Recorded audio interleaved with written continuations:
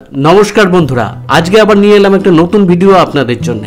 মিঠুন চক্রবর্তী আর অমিতাভ বচ্চন এরা হলেন বলিউডের সম্পদ।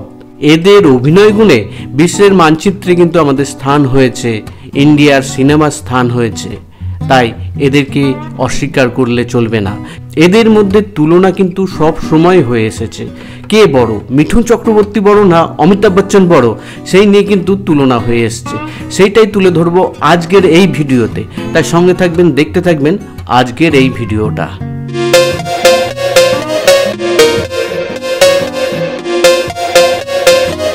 অমিতাভ বচ্চনের কেরিয়ার শুরু হয়েছিল 70 দশকের একদম শুরুর দিকে, আর মিঠুন চক্রবর্তীর কেরিয়ার শুরু হয়েছিল 70-এর দশকের একদম মাঝামাঝিতে। মিঠুন চক্রবর্তী যে প্রথম সিনেমাটা করেছিলেন সেটার নাম ছিল মিগয়া। সেই সিনেমাতে তিনি রাষ্ট্রপতি পুরস্কার পেয়েছিলেন, কিন্তু পরিচিতি পাননি।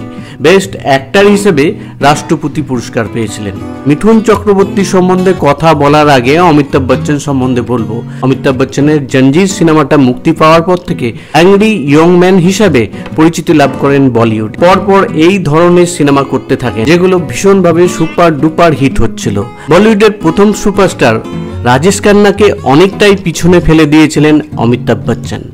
এদিকে মিঠুন চক্রবর্তীর ক্যারিয়ারটা শুরু হয় 1976 সালে মিগয়া সিনেমার মাধ্যমে, কিন্তু তেমনভাবে জনপ্রিয়তা পাচ্ছিলেন না। এই সিনেমা করার পরেও প্রায় 2 বছর ধরে তাকে স্ট্রাগল করতে হয়। তারপরে শেষ পর্যন্ত তার একটা হিট সিনেমা উপহার পান, সেটা হলো সুরক্ষা। সুরক্ষা সিনেমার জন্য কিন্তু ওয়ার্ল্ডে তিনি ফেমাস হয়ে যান। এই সুরক্ষা সিনেমাটা তার নাচের জন্যই কিন্তু বিখ্যাত হয়নি, তার মধ্যে জেমস বন্ডের কায়দা কানুনগুলো ভীষণভাবে মানানসই হয়েছিল। তাই জন্য সুপার ডুপার হিট হয়েছিল সুরক্ষা সিনেমাটা। এই সিনেমাটার জন্য তিনি বলিউড থেকে হলিউডেও পরিচিতি লাভ করেছিলেন। অক্টোপাসি সিনেমার সময় যখন রজার মুর ইন্ডিয়াতে এসেছিলেন, তখন টাইম অফ ইন্ডিয়াকে একটা ইন্টারভিউ দিয়েছিলেন। সেই ইন্টারভিউতে তিনি বলেছিলেন ইন্ডিয়াতে একমাত্র মিঠুন চক্রবর্তীকেই তিনি চেনেন। মিঠুন চক্রবর্তীর বডি এবং তার ড্যান্স এবং তার লুক তার ভীষণভাবে পছন্দ হয়েছে। তিনি মনে করতেন তার থেকেও সুন্দর মিঠুন চক্রবর্তী।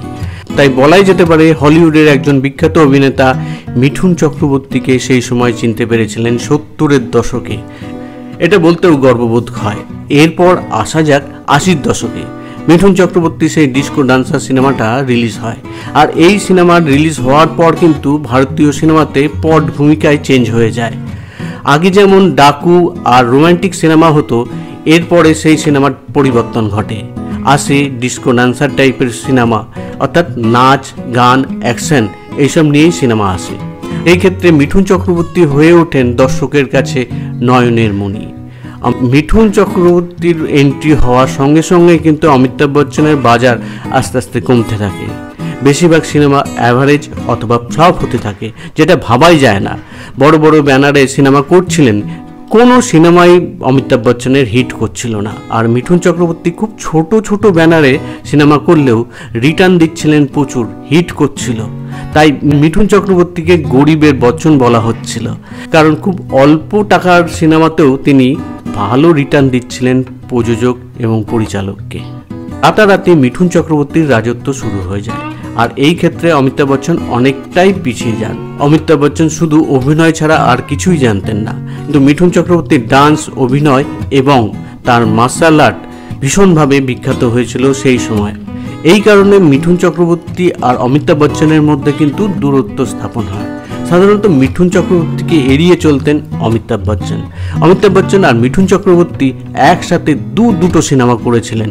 একটা হলো গঙ্গা যমুনা সরস্বতী, আর একটা হলো অগ্নিপথ, যেখানে অমিতাভ বচ্চনই নায়ক ছিলেন। অমিতাভ বচ্চনের ফেভারিট যেসব ডাইরেক্টররা ছিল তারাই এই সিনেমা করেছিলেন। অমিতাভ বচ্চনকে নায়ক করার পরও কিন্তু তারা ভরসা করতে পারছিলেন না পরিচালক এবং প্রযোজকরা। তার জন্যে মিঠুন চক্রবর্তীকে নিয়েছিলেন, কারণ মিঠুন চক্রবর্তী পারেন একমাত্র অমিতাভ বচ্চনের কেরিয়ারটাকে সচল রাখতে, তার ডুবে যাওয়া কেরিয়ারকে আবার তুলে দিতে।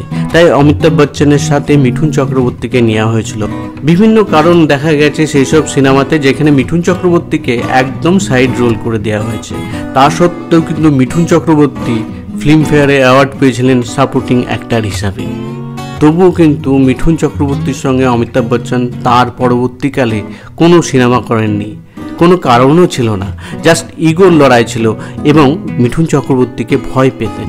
মিঠুন চক্রবর্তীর অভিনয়কে তিনি ভয় পেতেন, তাই জন্যে মিঠুন চক্রবর্তীর সঙ্গে তেমন সিনেমা করেননি অমিতাভ বচ্চন।